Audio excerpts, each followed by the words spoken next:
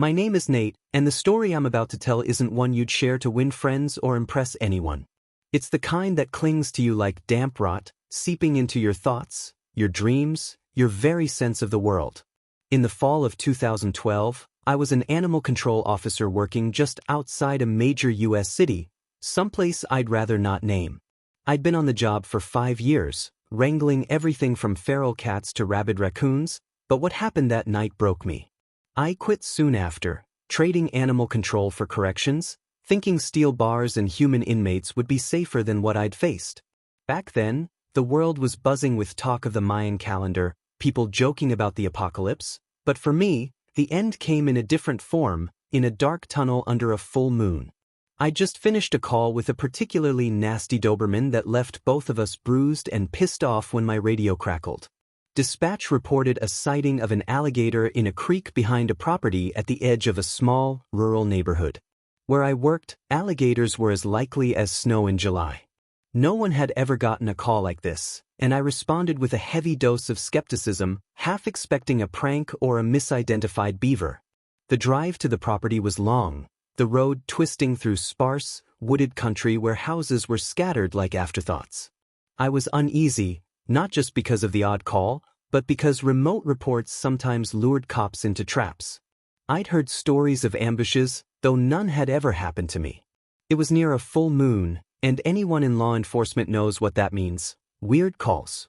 That night, dispatch was swamped with reports of UFOs, a couple stuck in a dumpster during a botched tryst, and other nonsense. An alligator seemed almost mundane, but my gut churned as I pulled up to the address. The house was one of those sleek, modern builds rich folks buy to commune with nature, oblivious to what that really means. The lawn was overgrown, trash cans lidless, practically inviting wildlife. I knocked on the door, and the homeowner answered gripping a shotgun. I nearly drew my Glock, yelling at him to drop it. Pro tip: don't greet cops with a firearm, it's a quick way to escalate things. He complied, stammering apologies, his face pale, eyes wide with a fear that wasn't just from my shouting. I dialed back my edge, trying to charm him into calming down, and asked about the call. He said he'd been on his deck, sipping a beer, when he heard splashing in the creek behind his house. He ignored it at first, thinking it was a raccoon, but the noise kept coming, moving closer, from upstream to right near his yard. With no neighbors for a quarter mile, he got nervous, locked up his dog, grabbed a flashlight, and went to investigate. He stayed halfway across his yard, having fallen into the creek once before, and shined the light toward the sound. Nothing. Then another splash, loud and close. He aimed the beam and saw it. An 8-foot creature, not quite an alligator, with horns, glowing red eyes, and a body that reared up on hind legs. He kept calling it an alligator, repeating it like he was trying to convince himself, but his description was nothing like any gator I'd seen, even in pictures. I fought the urge to laugh, but his seriousness stopped me. He didn't ramble or backpedal, which was odd. Most people hedge when their story sounds crazy, but he was clear, concise, unwavering. That, and his lack of small talk, told me he was either still terrified or hiding something. I took his statement, walked back to my truck, and tried to process what I'd heard. Alligators weren't native here, so there was no playbook for this. Part of me thought it was a person in a costume, some idiot prowling in a lizard suit, which would be annoying but manageable. I'm a bit of a paranormal buff, ghosts, cryptids, the works, but I keep that under wraps at work to avoid endless teasing. Still, his description stirred something in the back of my mind, echoes of late-night shows and dog-eared books about things that shouldn't exist. I pushed it down. Job first, weirdness later.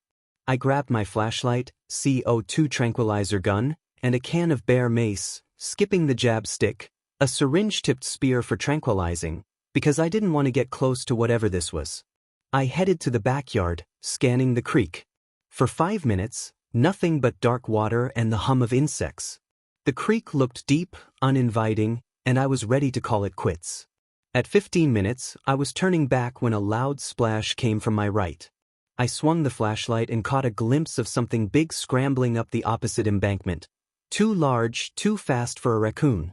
Adrenaline surged. I ran to my truck, grabbed the tranq gun and mace, and returned to the creek. This was real, whatever it was, and I felt a flicker of purpose. If I could confirm it, I'd give the homeowner peace of mind, maybe score a rare win for community outreach. I slid down the embankment into the creek, the water soaking my boots, and found a shallow spot to cross. Another splash, this time downstream. I aimed my flashlight and mace, catching a clearer glimpse of the thing climbing the bank. Its hide was slick, reflective, black or gray, like wet leather, not fur. My stomach twisted. If this was a person, they weren't running, which meant they were crazy, high, or dangerous. If it was an animal, it was nothing I'd trained for. I couldn't use the tranq or mace on a human. Too risky, legally and physically, and my taser was useless against a large animal. I climbed the embankment, surrounded by dense trees, the darkness thicker than I'd expected. I followed the thing's path, spotting it scramble up a tree. The grass was high, hiding snakes or worse, but I kept going, driven by duty. As an officer, you can't walk away from a threat, not when someone's safety is at stake. I chased it for 20 minutes, shouting for it to stop, my breath ragged from lugging the tranq gun. I couldn't ditch it. What if this guy grabbed it and used it on me? I rounded a copse of trees and froze. There, in the middle of nowhere, was a path like a hiking trail, but not one I knew. I knew every trail in my jurisdiction, and this wasn't on any map. It led somewhere, maybe an abandoned building where this prowler was hiding. The path felt wrong, too clean, too deliberate. Then I saw tracks, fresh but not human. They looked like handprints, but with claw marks, deep and jagged. My heart pounded. Was this the alligator the homeowner meant? I followed the tracks, my flashlight cutting through the dark. The path stretched a quarter mile, leading to a structure built into a hill, like a cabin or mine entrance, but modern, with steel supports. No windows, just a door with a padlock plate and an old lantern hanging beside it. A low breeze whistled from inside, carrying a faint stench of decay. I called for backup, knowing they'd be a while, and approached the door, sweeping my light for ambushes. I flipped the plate, pushed the door open, and gagged as a wave of rot hit me. The tunnel inside was narrow, machine-dug, shored up with new steel, not old wood like a mine. It stretched 20 feet, then turned left. I pulled my bite stick, a baton for dogs, and broke the padlock plate, ensuring I couldn't be trapped. Glock in hand, I moved forward, the smell worsening. Around the corner, the tunnel descended into stairs, and I hesitated. I could wait for backup, but if this was a person, they'd get away.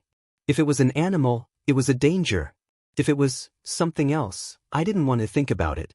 I went down, checking for traps, and reached a chamber too large for a mine. Bones littered the floor. Hundreds, maybe thousands, mostly animal, but a human skull stopped me cold. My flashlight caught a shadow rising on the far side, massive, 9 feet tall, covered in black-green scales. Its eyes burned red, searing into me, and its snout twisted into a snarl. I thought it was a demon, my knees buckling, my mind screaming to run. Then it spoke, its voice a low growl that echoed in my skull. "Have you come to feed me, slave?" I wanted to scream back, to demand answers. What was it? What were these bones? Who was it calling a slave? But it lunged and instinct took over. I'm no sharpshooter, but I'm fast. I drew my Glock and fired 4 shots, the blasts deafening in the chamber. The creature roared, a sound that shook the walls, and I ran, scrambling up the stairs, out the door, slamming it shut. I jammed the bite stick through the lock plate, praying it would hold, and sprinted down the path. A crash echoed behind me, the door bursting off its hinges. I didn't look back, just ran, the creature's roar fading as it slowed. I reached the creek, saw the red and blue lights of backup, and nearly collapsed with relief. I didn't tell them the truth. My report called it a man in a lizard costume and ghillie suit. We searched, found nothing but the tunnel, filled with bones, some from the 1920s, others newer. The official story was a serial killer's lair, long abandoned, maybe a copycat. But those steel supports were recent, the concrete fresh. The case was buried and I was glad. I quit animal control, moved to corrections, but I still hear that voice in my dreams, calling me slave. I know it's still out there, waiting. The months after were a descent into quiet terror. I couldn't sleep without seeing those red eyes, hearing that voice, feeling the weight of that chamber's bones. I'd wake up gasping, checking my locks, my Glock under my pillow. Corrections was supposed to be safer. No creatures, just inmates. But the cell block's claustrophobia mirrored that tunnel, the walls always too close. I stopped talking about the incident, even to my closest friends. They'd think I was unhinged, and maybe I was. I dove into paranormal forums, searching for answers. Some mentioned lizard-like beings, cryptids called reptilians, but it sounded like fringe nonsense. Yet the descriptions matched: scales, red eyes, a presence that felt ancient, malevolent. I found an old journal in my dad's attic, written by my great-uncle, a park ranger in the 1940s.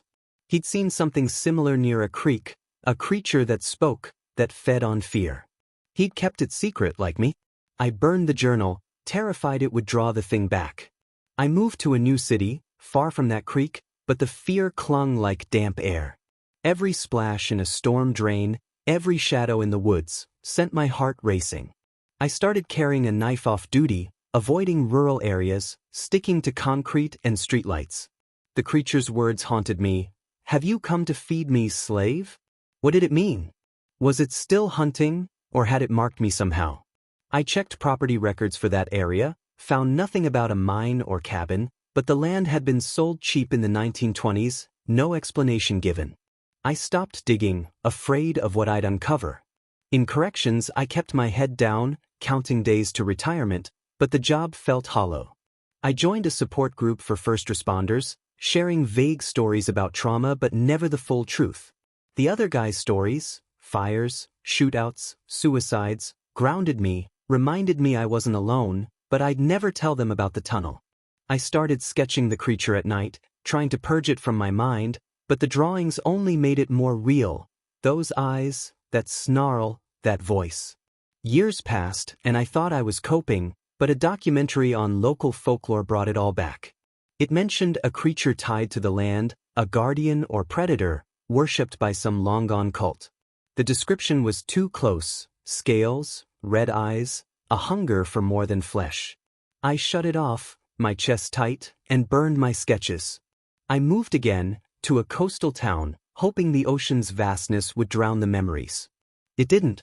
Every wave's crash, every gull's shadow, took me back to that creek. I started writing this, not to convince anyone, but to get it out, to make it real on paper. I don't expect belief. I barely believe myself. But I know what I saw, and I know it's still out there, in that tunnel or another, waiting for its next meal. If you're ever near a creek at night, listen for splashing.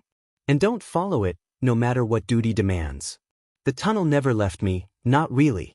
I'd catch myself staring at storm drains, half expecting those red eyes to peer back. At work, I'd flinch at sudden noises, inmates' shouts sounding too much like that roar. I upgraded my Glock to a higher caliber, though I knew it wouldn't help. I read more about reptilians, diving deeper into forums, finding stories from miners, hunters, even cops, all describing something similar, always near water, always in the dark. One post mentioned a ritual, blood offerings to appease it, but I stopped reading. I didn't want to know. I found a photo in my dad's old albums, a grainy shot from the 1950s, showing a creek with a strange shape in the background, too tall, too wrong. I tore it up, scattered the pieces. I couldn't keep tempting fate. In the coastal town, I took up fishing, thinking it'd ground me, but every ripple on the water made my hands shake. I sold my boat, stuck to land, and kept writing page after page, trying to exorcise that voice. "Have you come to feed me, slave?" I'm still in corrections, still counting days, but I know I'll never be free. The tunnel's out there, hidden, its bones waiting for company. I check the news sometimes, looking for missing persons near that creek, but nothing comes up. Maybe it's gone, or maybe it's just patient. I've thought about going back, finding that path, proving it was real, but the thought of those eyes stops me. I keep a knife, a gun, a flashlight, always ready, though I know they're useless. If you're ever in a quiet place, near water, and hear a splash that doesn't fit, walk away. Don't look, don't follow, don't answer. Some things are better left buried, even if they're still alive.